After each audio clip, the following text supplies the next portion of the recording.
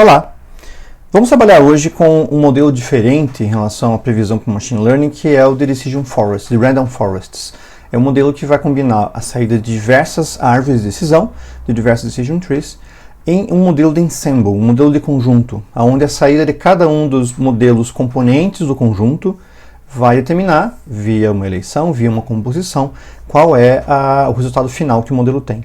Esse tipo de modelo tem por objetivo diminuir as fraquezas de um modelo específico como o Decision Tree, que pode ter um overfitting um pouco exagerado em alguns casos, e ao mesmo tempo mantendo as grandes vantagens que a Decision Tree possuem, que basicamente é o fato de ela ter uma explicabilidade muito simples e conseguir mostrar o porquê dos resultados de uma maneira bastante direta. Eu já abri um novo Jupyter Notebook, tem o nome aqui de Random Forest. Nós vamos importar algumas bibliotecas que são necessárias para que a gente possa trabalhar aqui. Então, import o matplotlib.pyplot splt. Tem algumas bibliotecas que vão ser importantes para isso aqui. O import, a gente vai fazer uma amostragem tanto do conjunto de árvores quanto das árvores em particular. Então nós vamos usar algumas bibliotecas adicionais aqui para poder fazer isso. Plotly, Express, Species. Deixa eu só colocar uma marcação aqui.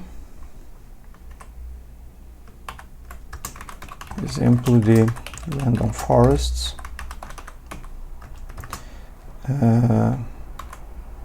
Dataset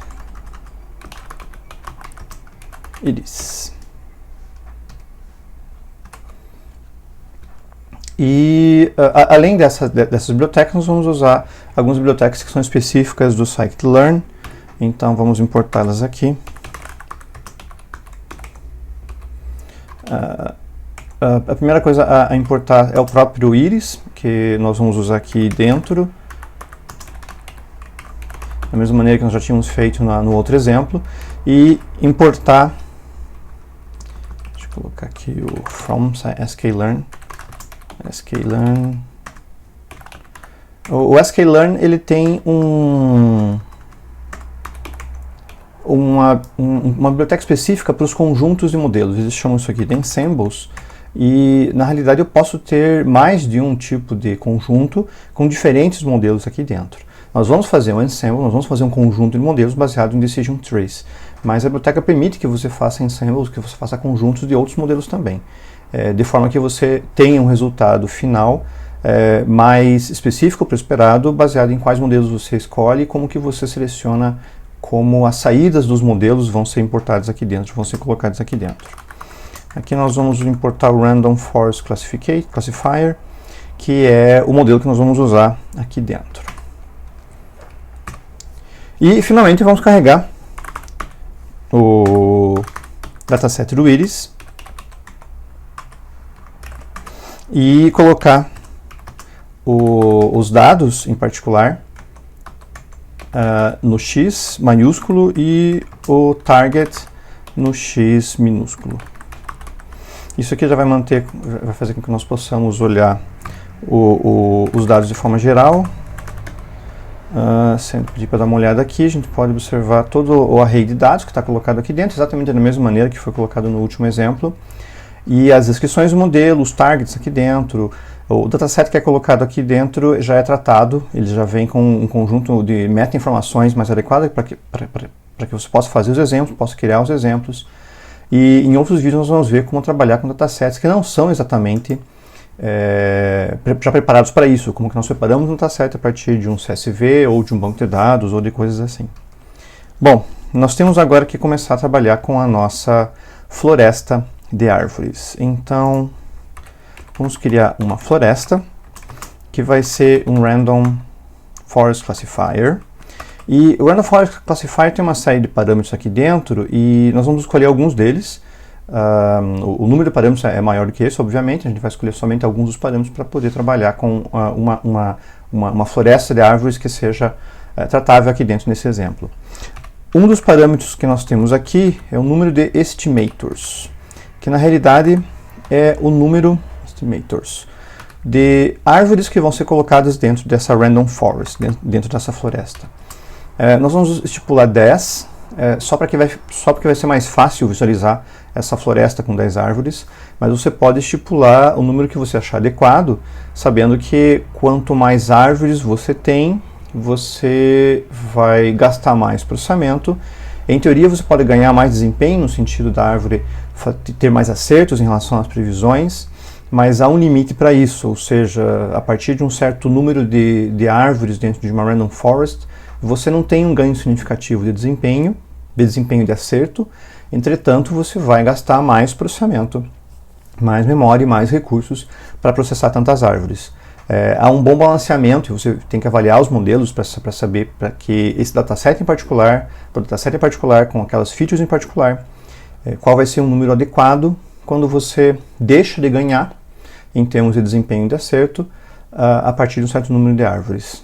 10, para o nosso exemplo aqui, já vai ser bastante adequado, e vocês podem testar isso em modelos específicos para vocês. Vamos colocar aqui um max leaf nodes, colocar como 16, que é um tamanho máximo de nós para os ramos, e além disso daqui, nós tínhamos o critério, que nós já usamos isso lá na Decision Tree, no exemplo do Decision Tree, vamos usar o entropy, como nós já tínhamos feito antes. Dessa forma aqui nós vamos ter um classificador com random forest, com 10 árvores dentro, usando o critério de entropia. Você vai ter que colocar todos esses dados dentro da declaração do Random Forest Classifier. Existem outros ensembles possíveis, onde você pode trabalhar com parâmetros de forma mais específica para cada um dos modelos, mas no Random Forest Classifier você tem essa especificação aqui dentro. E da mesma maneira que nós já fizemos isso lá na árvore de decisão, nós temos um método fit, que é um método que vai passar os dados de treinamento com os targets, para que você possa usar isso dentro da sua random forest, ou do seu modelo em particular. Ele mantém essa consistência para os modelos que são colocados aqui dentro do scikit-learn. O Random Forest Classifier é baseado no fato de que você vai modificar os dados que vão ser colocados para cada uma das árvores. Então você não vai entregar todos os dados para todas essas 10 árvores que estão colocadas dentro da declaração do Classifier. A especificação de uma Random Forest é o fato de que você vai variar os registros e também as colunas, quais features você vai passar para cada um dos estimators. Isso também é definido por parâmetros dentro do estimator, do classifier. Você pode mudar a maneira pela qual ele faz isso, mas basicamente você vai entregar um conjunto de registros diferente, um conjunto de colunas diferentes para cada uma das árvores, de forma que cada árvore tem uma visão diferente dos dados, e essa visão combinada então consiga te dar um resultado mais robusto do que uma única árvore com todos esses dados. Essa é a premissa dos ensembles, e ele realmente consegue te dar um resultado melhor, e no caso das árvores de decisão, mantendo a explicabilidade, que é um dos aspectos mais importantes que ela tem. Vamos executar aqui, ele já me deu Alt aqui, me mostrou que eu tenho já um modelo específico, e aqui dentro eu posso colocar os diversas análises que nós já fizemos de alguma forma. A gente pode verificar a importância dos campos, pode analisar como eles funcionam. Então aqui o floresta.feature importances. Então nós temos aqui das features que foram colocadas, qual a importância que essa floresta em particular aqui mostra. E nós podemos ver os modelos que nós geramos. Nós pedimos 10 estimators, então eu posso pedir da floresta quais são esses estimators. E analisar eles aqui. Ele mostra algumas informações de cada um deles. Nós podemos pedir mais parâmetros, inclusive a partir disso nós podemos analisar cada um dos estimators, porque isso daqui é uma simples lista, você pode buscar cada um dos elementos que você tem dentro dela, e a gente pode analisar esses estimators de uma maneira geral também. Nós passamos as previsões e analisamos os resultados da mesma maneira que nós analisamos os resultados com as árvores de decisão, salvo o fato de que a visualização aqui pode ser um pouquinho diferente e pode ser interessante para que você veja tanto a floresta quanto algumas árvores em particular, porque isso pode auxiliar a um especialista da área do modelo, não necessariamente especialista de Machine Learning, a verificar quais foram as etapas, quais foram as decisões que levaram o modelo para cada um dos estados que ele chegou em termos de conclusão. E é o que nós vamos fazer agora. Nós vamos começar a analisar quais são as árvores e as florestas que estão colocadas aqui dentro. Para ver uma árvore, nós temos basicamente o mesmo código que nós já vimos em relação às árvores em particular. A gente vai ter que importar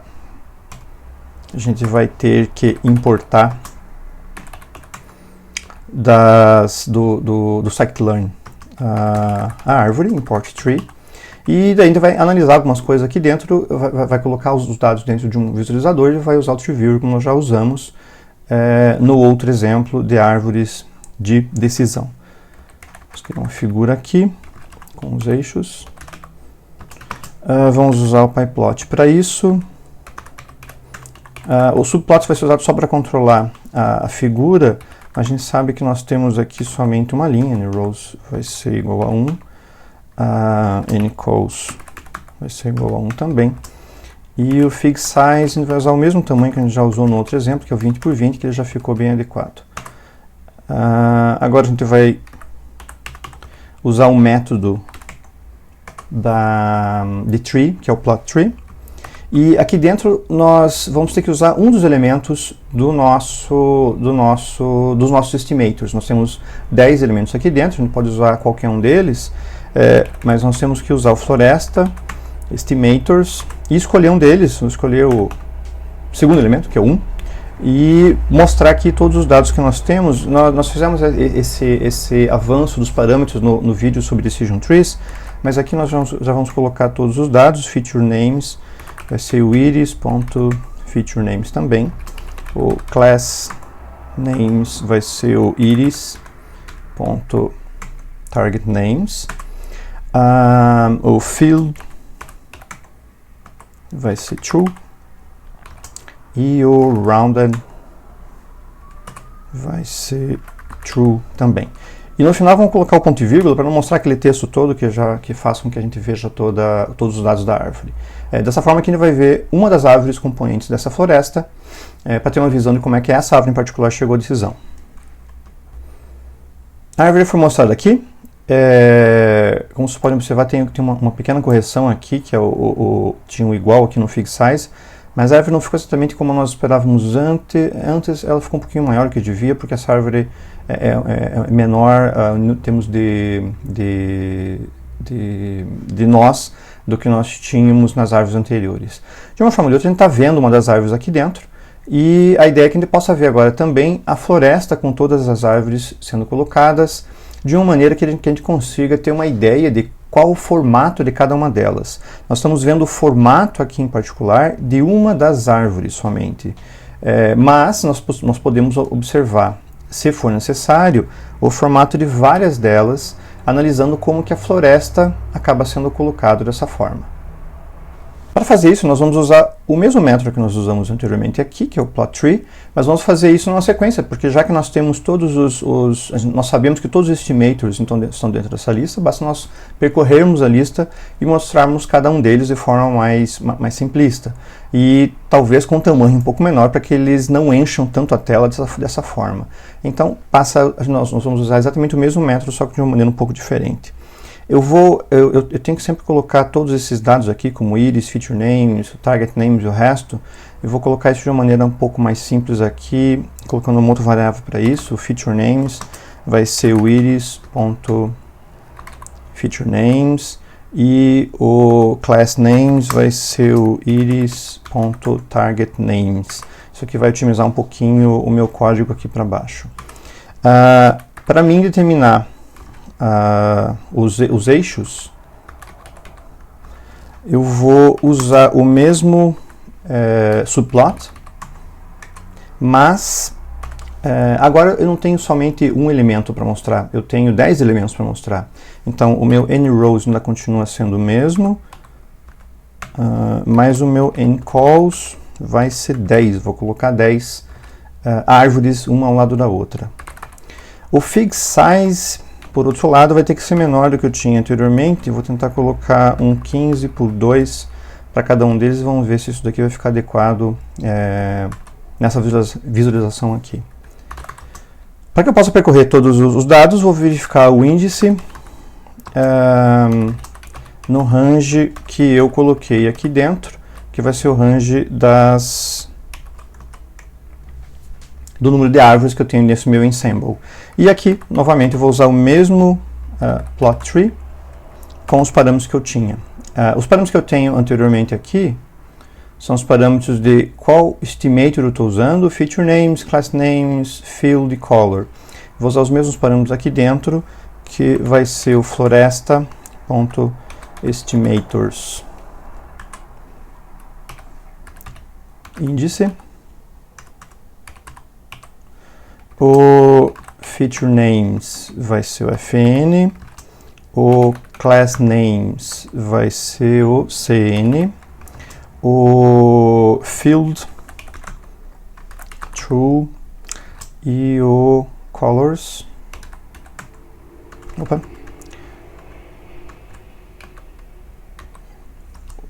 a x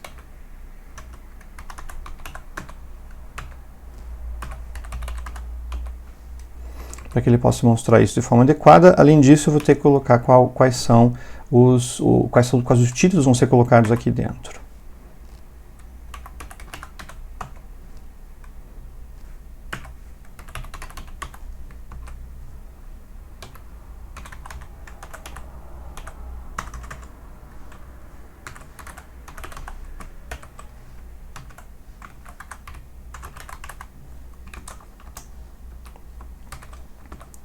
Só colocar o índice aqui.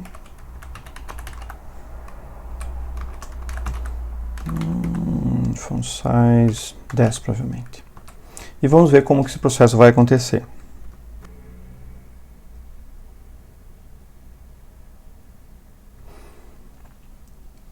As árvores são mostradas agora na floresta. Tiveram duas correções aqui. Teve um S faltando no subplots e o nome da variável índice estava um pouco errada. Mas agora ele mostra todas as árvores colocadas aqui dentro e nós podemos ter uma visão agora da floresta e não só da árvore, o que passa a ser bastante interessante para que a gente consiga analisar como que as árvores todas são conformadas. A gente pode até ver a nossa árvore que nós mostramos, essa árvore 1, tá aqui, e ela tem exatamente o mesmo formato que nós estamos vendo aqui. Nós conseguimos ver o formato da árvore, obviamente. E, claro, à medida que você quer analisar uma árvore ou outra, você pode ver essa árvore com uma visualização um pouco diferente. Então, se nós quisermos ver a árvore 2, por exemplo, a gente pode voltar para cá e pedir o plot da árvore 2. Então, o plot dela é mostrado aqui e o formato que ela tem passa a ser exatamente o mesmo que nós vimos antes. A visão de floresta e a visão de árvore acabam sendo interessantes para que vocês consigam analisar, para que graficamente você possa visualizar qual é o formato das árvores e a partir disso você se interessar em verificar uma árvore ou outra especificadamente para analisar os caminhos que ela tem e você pode daí então verificar exatamente uma árvore com a visualização de uma árvore individual em tamanho maior. Na realidade o que nós fizemos aqui foi só fazer essa mesma visualização em uma sequência de for, mostrando todas as árvores que estavam disponíveis dentro do Ensemble. Se você precisar ver isso de um ensino um pouco maior, claro que você coloca mais árvores e vai acabar tendo um gráfico um pouquinho maior para ver a floresta um pouco de longe. Era isso então, obrigado e até mais.